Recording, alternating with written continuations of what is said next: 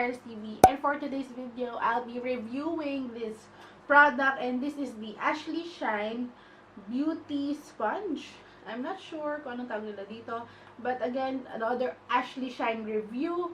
And ayan guys, so ang cute-cute kasi ng sponge niya. It reminds me of the sponges dun sa Daiso Japan, or the Japan surplus, Japan surplus, sa Daiso or sa Saizen, ayan, na 88 pesos. And this one is much more affordable. It retails for only 58 pesos each. So, ito na yung pinakamura na sponge na nabili ko up to date. I have in the shade color mint green and then yellow.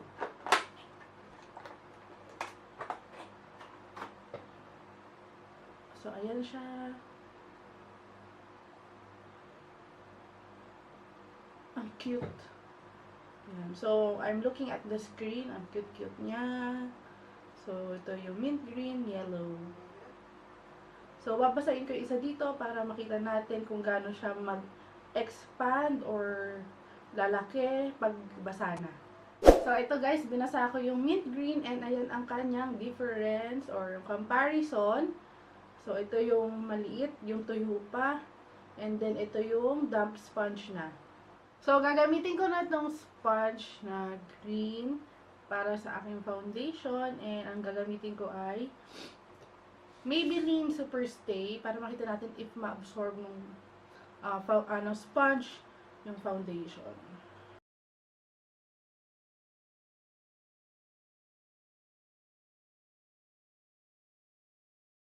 Medyo madaming na-absorb yung sponge na product. So, medyo magastos.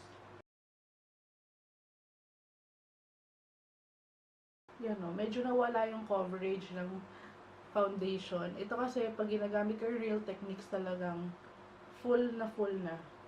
Ngayon, parang medyo na less yung full coverage niya. So, ayan guys. So, ayan siya. Medyo madami na absorb talaga yung sponge. As in, nakukuha niya yung foundation. Ubus na agad yung pinump ko.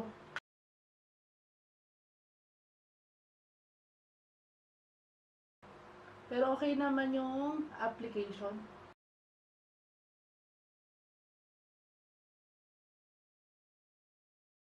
Flawless finish pa rin naman ang application. Very seamless. Gusto ko yung kanyang shape.